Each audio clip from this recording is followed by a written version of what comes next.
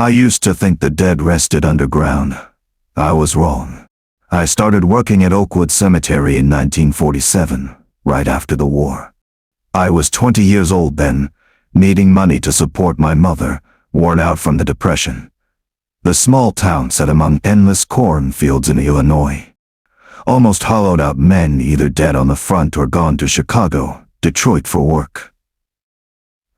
The cemetery needed hands. I had no choices. The job was simple: dig, fill, and relocate old graves when the county ordered. I thought I was used to the smell of damp earth and rotting wood. I was wrong.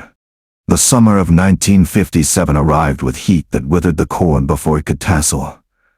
The air in the cemetery hung heavy as lead, and birds avoided the old oaks. It began one June morning when Sheriff Frost drove his dust-covered Ford to the gate. He did not look at me when he spoke. "Dig up Eleanor Harlan's grave. Just a check." Mrs. Eleanor died in 1932, her daughter. The widow Harlan on Main Street reported the family pearl necklace buried with her mother was missing. Ross spoke in a doctor voice, eyes shifting as if he already knew what he would see. The soil in the old section was heavy from days of drizzle. I dug slowly, carefully. The oak coffin had rotted nearly halfway. The lid came off easily. A sweet smell hit the nose. A Dipocera grave wax, formed only when conditions are perfect, keeping the body almost intact. Mrs. Eleanor lay there as if napping, skin still unnaturally pink, silver hair pinned neatly. The pearl necklace was gone, and the skin of her face and entire chest was missing. Not decay, not animals. The cuts were clean, flat edges of skin rolled neatly as if someone had peeled a thin cloth from the body. The skull gleamed white, empty eye sockets staring straight at the gray sky. The shovel slipped from my hands, fell to the bottom of the hole. The metal sound echoed like a buried laugh. Ross glanced once. His face did not change. "Phil, bit back," he said. "Tomorrow dig a few more. Random ones." He took no notes, no photographs. The next day I dug James McAllister, blacksmith, died in a forge accident, 1941. The walnut coffin was still heavy and sealed. When I pried the lid, I turned away to avoid vomiting. The skin of his abdomen was gone from ribs to groin. The muscle dark and shriveled like old burnt paper. The cuts precise enough to suggest a surgical knife. The third grave was Evelyn Rowe, 23 years old. Died of tuberculosis in 1951.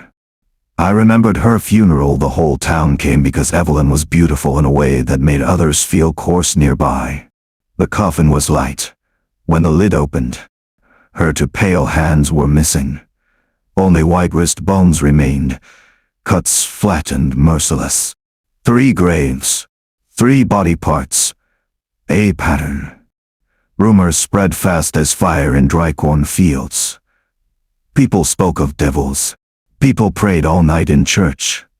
I sat each evening by the window looking toward the north fence of the cemetery, where Clarence Duval's rotting wooden house stood quiet under moonlight. Duval was over 50. Thin, gray hair, early eyes deepened still in a way that unsettled others. He had once been a taxidermist for a small museum in Chicago, fired for improper conduct. He lived alone, spoke little, sometimes walked the cemetery at night with an old flashlight and a pipe he never lit. Once, he asked me, "The soil here is just moist enough, isn't it? It keeps things a long time." I did not answer. 3 months passed in heavy air. People avoided the cemetery after sunset. Then one September night, Ross knocked at my door at midnight. "Bring a shovel," he said. "We're going to Duval's house." The house was unlocked. The smell of preservatives stung the eyes. In the basement, the shaking flashlight beam lit frames hanging on every wall. Human skin. Mrs. Eleanor's face skin stretched flat on the largest frame. Eyes and mouth sewn shut with thick black thread, still holding the gentle expression from life. Mr. McAllister's abdominal skin stitched in Victorian patterns with dark red thread, edges rolled like petals. Evelyn Estehan's lay in a separate glass case, fingers slightly curved as if pleading. Under each piece was a handwritten card, date dug, soil moisture, temperature, expected preservation time. A young deputy turned away and vomited. I stood still. Duval sat quietly upstairs on an old chair, offered no resistance when handcuffed. In the interrogation room, he spoke in an even, emotional voice. I only kept the beautiful parts. Life makes people ugly. Illness distorts them. Age wrinkles them. But deep underground, if the coffin is sealed in the soil good, their skin becomes smooth again. Like youth, no one needs those parts anymore. I do.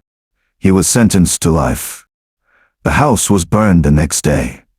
The town exhaled. By court order, more than 30 other old graves still had to be checked. I kept digging through the harsh sun and sudden autumn rains. The last grave belonged to an unnamed child, died of Spanish flu in 1923, no stone, only a rotted wooden marker. The tiny coffin had almost disintegrated. I used my hands to clear the splinters. Only a few small bones remained mixed in the soil. Next to them, my fingers touched something hard. A small pine box, buried shallow, lid off, as if left on purpose. Inside were fingernails, human and dog nails, clipped clean, washed, painted glossy red. They were arranged in pairs as if holding hands. Some dog claws still had stiff gray fur attached. At the bottom of the box was a yellowed paper scrap written in pencil. Tests on dogs first. They don't cry much in pain. People neither. When already asleep under the ground, the reed makes them prettier. I sat down hard on the damp earth. My hands shook so the nails scattered everywhere, red gloss shining in the weak sunlight.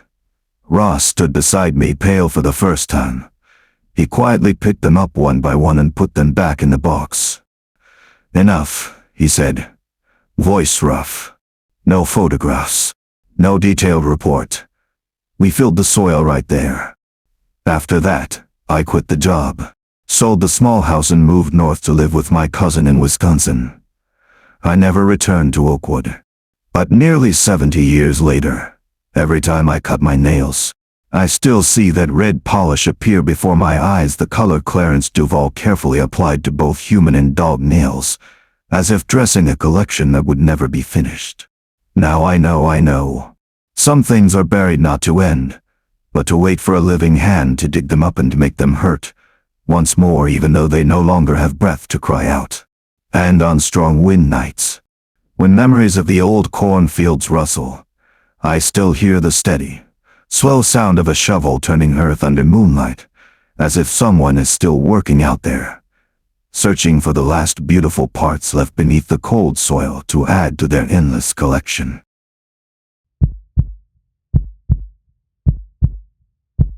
Have you ever thought that a family plot built to preserve bloodline, honor, and memory could become a pit to hide the worst crimes of that same blood? I used to think the dead rested underground. I was wrong. I had been exhuming and relocating remains for over 25 years. The work took me to old cemeteries, abandoned family plots where moss-covered names and secrets slept under cold granite slabs. The Whitaker plot sat in the northwest corner of Evergreen Cemetery, a separate patch, about 30 square meters, surrounded by rusted Gothic wrought iron fencing. The main stone in the center was carved with Harold Whitaker, died 1987 of lung cancer. Next to it, his wife, died 1972. No other names, only one son, Daniel Whitaker, still alive then. Over 40 years old. It started when the FBI contacted our company. They needed DNA samples from Harold Whitaker's remains to compare with a series of child disappearances from the late 1990s to the early 2010s in the area. Daniel Whitaker, the sole heir to the plot, signed permission for exhumation to assist the investigation. He was there the first day we dug. Stood about 10 meters away. In a long gray coat, hands in pockets, face blank as if waiting for a scheduled ritual. The first day brought cold November drizzle. The soil was heavy and stuck to the shovel. The old concrete vault had cracked from many frozen winters. Harold's walnut coffin was still fairly intact, only lightly rotted at the corners. We lifted the lid slowly. The skeleton lay peaceful, faded dark suit, bony hands crossed over the chest. Skull with a few strands of white hair still attached. No unusual signs. I took a femur sample for testing. Thought my part was done, but the FBI agent ordered deeper digging to check the entire vault for unauthorized burials. We kept removing soil from the bottom, nearly a meter below the main coffin. Then my shovel blade hit something soft. Not soil. A large black plastic bag, rolled tight and tied with old rope. We pulled it up. Inside was the skeleton of a child, 10 to 12 years old, bones still immature. Some baby teeth not yet replaced. Both wrists showed deep ligature marks, and on the cervical vertebrae a sharp horizontal cut almost severing the head. The team went silent. The FBI agent turned pale, ordered everything stopped until forensics arrived. The second day, we found the second bag buried off to one corner of the vault. Another child's bones smaller, about 9 years old. Skull shattered as if struck repeatedly with a heavy object. Ribs fractured into fragments. Next to it, a smaller bag held the bones of a small hunting dog. Some vertebrae still had stiff golden fur attached. The third bag lay closest to the very bottom, almost directly on the concrete floor. An older child, about 12, tall and thin. The skeleton fairly complete. Beside it, the bones of a house cat's skin long peeled away, only white bone and a few patches of dried black flesh remaining. In the child's skull, forensics later found a small crumpled paper scrap, written in ballpoint pen. "Thank you for playing with me. 3 children. 3 pets. All wrapped in identical black plastic bags, stacked neatly under the father's coffin like excess items shoved to the bottom of a family basement." Daniel Whitaker was arrested that same evening at his old farm, about 5 miles from the cemetery. In the house, police found a freezer containing neatly folded children's clothes. Each outfit came with a Polaroid photo.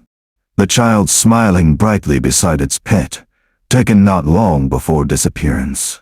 Daniel offered no resistance. He sat quietly on the old sofa, eyes distant as if everything had ended exactly as planned. In interrogation, he spoke in an even, emotional voice. "My father always said family keeps its secrets together. When he died, I thought he would help me keep them. Those children were lonely. They needed a real family. I gave them playmates. The pets then brought both home forever. They had to go together, like a real family." Daniel chose victims from broken homes, children who often played alone in parks or vacant lots near the highway. He lured them with puppies. Kittens, then took them to the farm. He wrapped the bodies in black plastic bags bought in bulk from a farm supply store, and at night slipped through the family plot gate, dug deep under his father's vault, and stacked them at the bottom. He said Harold Whitaker would understand, because the old man had beaten him as a child and always repeated, "What happens in the Whitaker house stays in the Whitaker house." DNA results confirmed the 3 skeletons matched 3 major missing child cases in the area: 1998, 2003, and 2009. But the FBI believed there were more victims, possibly dozens buried scattered on the farm. When asked, Daniel only smiled. "I only brought the special ones home to Dad. After the case, The Whitaker family plot was completely leveled. Harold Whitaker's remains were moved to an unmarked public grave. The 3 children were returned to their real families. Families that had waited over 15 years for a place to leave flowers and speak their children's names. I never took another family plot exhumation contract after that. Whenever I passed those separate fenced patches with iron railings and stones carved with clan names, I still wonder, under that polished granite, what is buried to remember and what is buried to hide? Some families need no enemies from outside. They kill their own, bury their own, and keep the secrets to the very end even when lying deep underground. And sometimes, the thinnest layer of soil covers the thickest crimes.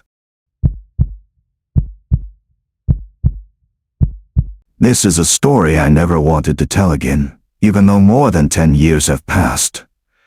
Some nights I still wake suddenly because I hear very faint whispering like small bones rubbing together in the wind, mixed with children's laughter and distant dog barks. I know it is only memory, but that memory clings tighter than amp soil to a shovel blade. I used to think the dead rested underground. I was wrong. I had been exhuming remains for forensics over 30 years. I had opened hundreds of coffins, seen every kind of death. Illness, accident, murder. I thought I had grown numb, until the night of November 15, 2013, when we received an urgent order from the county sheriff's office to exhume the grave of Elias Grant. A solitary man from the town outskirts, died 2003 of heart failure. No relatives, no crowded funeral. Just a lone grave in the old corner of Riverside Cemetery, where the soil is dry and cold wind blows all winter. The reason for digging at night was two old missing child cases reopened: an 8-year-old boy in 1999 and a 7-year-old girl in 2001. Both lived near Grant's house. A new witness, now adult, claimed to have seen the old man leading the children and some stray dogs into his rundown home. DNA samples from children's items found in the house months earlier showed partial matches. They needed bone samples from him that same night. We were 5: me, 2 assistants, a forensic examiner, and 1 supervising officer. The cold cut the skin. A crescent moon hung over the black pine row. Police vehicle headlights lit the gravel path white. No one spoke much. The soil was dry, easy to shovel. The cheap pine coffin only lightly rotted after 10 years. When the lid was lifted, the smell of dry earth mixed with something sickly sweet rose up. Elias Grant's body was almost intact. Dry soil and sealed coffin had turned him into a natural mummy, skin shrunk tight over bone, face still holding its lines. Sunken eyes, mouth slightly open as if whispering something. He wore a faded plaid shirt, old jeans, and a worn wool jacket at the shoulders. But what silenced the team was not the body. Around him were hundreds of small animal bones, arranged in a perfect circle. Puppy bones, cat, wild rabbit, bird. All clean, white. No trace of meat or fur. Some small ribs cut clean by a sharp blade. Several animal skulls placed facing directly toward his face as if staring. On his chest was a smaller circle of bone, very tiny animals.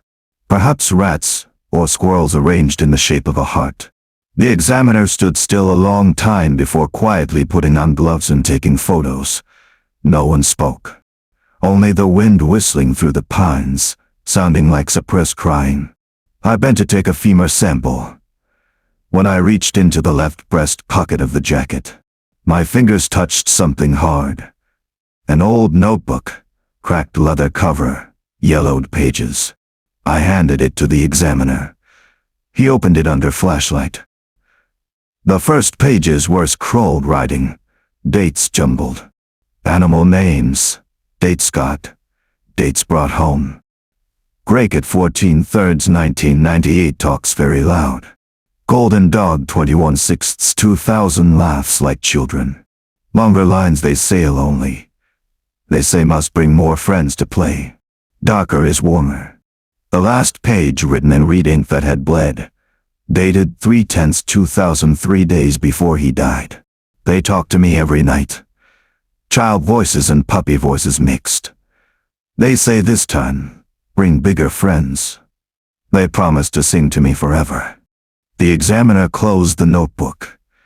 His face went pale. He ordered DNA samples taken and the coffin closed at once. As the lid was lowered, Ryan, my youngest assistant, only 2 years on the job, suddenly stepped back. "Did you hear something?" he whispered. We stood still. Only wind, then very faint, from inside the closed coffin. I heard, or thought I heard, small bones rubbing together, wordless whispering, mixed with children's giggles and distant puppy barks, as if echoing from a deep underground room. No one said another word. We filled the soil as fast as possible, leveled the grave, left the cemetery before dawn. DNA results confirmed Grant was blood related to one of the missing children, likely grandfather or uncle. But the children's bodies were never found. Police dug up the backyard of his house, found only a few more scattered small animal bones. The case closed for lack of direct evidence. But Riverside Cemetery has not been quiet since. The first night watchman quit after 1 week. He said that on every full moon, from the old corner where Grant's grave is, very faint whispering rises, hundreds of small voices overlapping. Children, dogs and cats, bones knocking against bone. Some nights he heard one clear sentence: "Bring more friends to play." Ryan quit the job a month later. He said that on every crescent moon he heard small claws scratching under his floor, though he lived on the 3rd floor, dozens of miles from the cemetery. I still do the work, but I no longer take night contracts. Whenever I pass a cemetery with an old neglected corner, my back goes cold, because I know some dead do not carry their guilt alone. They carry a whole chorus. The small voices they took, now whispering beside them in the dark, and sometimes, very faintly, they still invite new people to join the play. If one full moon night you pass an old cemetery and hear whispering from under the ground, children laughing, dogs barking, claws scratching soil, walk faster, because they are still waiting for more friends. Have you ever thought that beneath the soil of ancient European cemeteries, where centuries-old graves lie silent beside rivers, something could still live, still grow on the rotting flesh of the dead? I used to think the dead rested underground. I was wrong. I had been digging graves and relocating remains for over 30 years in the old cemetery on the Danube bank, near the small town of Krems. The cemetery dated from the 16th century, graves deep, old coffins sealed tight, heavy clay soil that held water well. In the autumn of 1887, endless rain from the Alps turned the river red and swollen, overflowing the stone wall, swallowing nearly half the cemetery. Old coffins broke open, bones floated mixed with mud. The town council ordered emergency relocation of graves closest to the riverbank to prevent contamination of drinking water. We were 5. Me, 3 experienced workers from Vienna, and Franz, a 20-year-old boy. His first time in an old cemetery. The day we dug the grave of Count Victor von Hagen, a noble who died in 1829 of an unknown plague. Rain still poured. River water reached knee level, biting cold. The soil was heavy as lead, sticking to the shovel. The coffin floated up when we had dug less than a meter. Old oak still solid, only swollen with water and lightly rotted in places. We pried the lid slowly, expecting white bones or dried remains. But when the lid came off, a strange sweet fishy smell rose, not decay, but cloying sweet, mixed with damp earth and metal. The Count's body was only bone with a few patches of dry black skin clinging to the ribs, but coiled around the skeleton, filling nearly the entire sealed coffin, was a huge creature. It resembled a European grass snake more than an eel, nearly 3 meters long, thick as a man's forearm, skin slimy gray ash. No scales, only a faint ridge along the back. Head flat. Tiny black eyes, now slightly open, showing rows of needle-sharp teeth. It was unnaturally fat, belly swollen tight, coiled close against the Count's ribs as if embracing him. When lantern light hit it, it moved slightly, still alive, though confined in total darkness for nearly 60 years. The team stepped back. Franz screamed and swung the shovel repeatedly. Thick black blood sprayed, fishy stench mixing with the sweet odor. The creature thrashed a few times, then lay still. The exposed flesh was pure white, firm, almost translucent at the belly, and gave off a strange, enticing smell like fresh salmon, but sweeter, more compelling. Carl, the oldest foreman, smirked. Gift from above. Clean meat. In old cemeteries, snakes sometimes slip into rotted coffins, grow big on nutrients. They laughed loud to chase fear. I stayed silent. That evening by the fire near the riverbank, they cut the creature into pieces, roasted them on iron skewers. The meat white, firm, fat dripping golden, aromas spreading in the cold rain. All for ate greedily, said it tasted better than Danube fish. I refused, claimed stomach pain from the cold. They mocked me for cowardice. 2 weeks later, they began to die. Franz died first. Gray scales appeared on his skin, tiny at firsts, spreading from neck to chest. He screamed from unbearable itching. Clawed his flesh raw.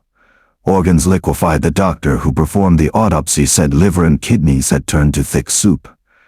Carl died next. Skin hardened into thick scales over his whole body. Throat swelled shut until he suffocated. The other two died in agony, foaming at the mouth, skin peeling in large sheets. I was the only one left alive. Police from Vienna sent experts to investigate. Samples of the creature's flesh were sent to Prague. The conclusion horrified the town. The grass snake had lived parasitic ally in the sealed coffin on fluids from the slowly decomposing body. Human remains over centuries accumulated heavy metals, lead, mercury, arsenic from old embalming chemicals and industrial pollution. The creature absorbed it all, storing lethal toxins in fat and liver. Eating it was no different from consuming the concentrated poison of hundreds of corpses. They called it a cemetery snake. A rare phenomenon in ancient riverside cemeteries, where grass snakes entered through tiny cracks, lived sealed inside, and grew large on human flesh. After that, I quit the trade. I moved back to Vienna, lived quietly in an apartment overlooking the Danube. But on every heavy rain night, I still smell that fishy sweet odor, the smell of roasting meat from that year. I dream of the snake coiled in darkness, belly swollen, tiny black eyes staring at me as if blaming me for being the only one who did not share the feast. Some things underground do not die with the dead. They live off the dead, grow from the dead, and when pulled into light, they carry all the crimes humanity has buried over centuries. Eating it is eating our own rotting history. And I know beneath Europe's ancient cemeteries, others are still coiled in darkness, waiting for the next flood, growing day by day on the flesh of the long departed. Have you ever wondered what price a man pays for robbing the dead? I used to think the dead rested underground. I was wrong. I worked with Harlan from 1978. He had been digging graves for over 40 years in the largest public cemetery in southern Louisiana. He was tall and thin, skin pale from little sun, eyes always shifting as if calculating. Harlan was known for stinginess that bordered on sickness. To him, the cemetery was not a place of rest but a gold mine. He opened coffins before burial, took wedding rings, baptism chains, gold teeth from the dead, pocketing thousands from grieving families. We all knew, but stayed silent. Harlan always shared a little, enough for weekend beer and to keep mouths shut. I hated him but kept working together. Few wanted this job. Pay was low, and Harlan was the only one who taught me how to dig fast without breaking coffins. In 1992, the city of New Orleans hired us to exhume an old Civil War grave for relocation, making way for a highway expansion. The grave belonged to Sergeant Elias Thorne, Louisiana Regiment. Died 1863 at Port Hudson. The granite stone was faded, but records noted he was buried with a gold ring engraved with his wife's name, a silver badge, and a pouch of Confederate gold coins. Harlan's eyes lit up at the mention of gold. He volunteered for the night shift alone, claiming to speed progress. I suspected but said nothing. The next morning, Harlan did not show at the corner cafe as usual. We returned to the cemetery. Light rain fell. Thick fog covered the old section. The rotted wooden coffin lay open in the hole. Sergeant Thorne's remains had been stripped, ring gone. Badge missing. Coin pouch torn open. Only a few coins scattered in the dirt. But Harlan was what silenced the team. He lay face down beside the hole, face in red mud, right hand still clutching an old gold ring engraved "Marry Forever." We turned him over. His mouth was sewn shut with rusted barbed wire, the kind used for trench fences in the Civil War, now only in museums. Steel needles pierced the lips. Dried black blood crusted around. Both eye sockets empty, as if scooped out with a hot spoon, burn marks around the edges. On his chest, through the torn shirt, words carved deep with a hunting knife, "He who robs the dead pays with his own soul." The coroner from Baton Rouge examined the body. He ruled death by asphyxiation, mouth completely sealed, lungs full of mud. But no weapon found, no strange footprints, no signs of struggle. Only one strange detail. Harlan's pockets full of gold and silver from the grave ring, badge, coins all coated in fresh dark red blood, though Sergeant Thorne's bones had been dry for over 100 years, without a drop left. Harlan's funeral was quiet. No family, no friends, only a few old co-workers standing in the rain. We buried him in the new section corner, cheap coffin, the kind he used to cheat others. After that, the cemetery began to change. The first night watchman quit after 3 days. He said every night, from the old section, came the steady, slow sound of a shovel turning earth, as if someone was digging a new grave. One night he gathered courage, took a flashlight under the crescent moon. He saw a tall figure in faded Confederate uniform, kepi hat tilted, holding a military shovel, slowly digging Harlan's grave. He shouted. The figure looked up. Face only black hollows, mouth grinning wide, then melted into the fog. The next morning, Harlan's grave was torn open, soil scattered everywhere, coffin lid off. But nothing taken. Only one addition, the gold ring engraved "Marry Forever" placed neatly in Harlan's mouth, though we had sewn it shut the day before with strong nylon thread. The second time. The third, and dozens more. Each time Harlan's grave was dug up, another item from the old grave was stuffed into him. Silver badge pinned to his chest, gold coins packed into his ears, barbed wire wrapped around his neck. Security installed infrared cameras, but screens showed only thick fog and the echoing shovel sound. No figure, no traces. The new section was gradually abandoned. No one took night shifts. Locals said Sergeant Thorne could not rest after being robbed, and he had dragged Harlan down as eternal companion. The grave robber forced to dig his own grave, night after night, forever. I quit right after Harlan's funeral. I moved north, lived quietly in a small Arkansas town, fixing plumbing. But whenever I hear a shovel hits oil, even just road workers, my back goes cold. Because I know Harlan was greedy to his last breath, and now he pays forever.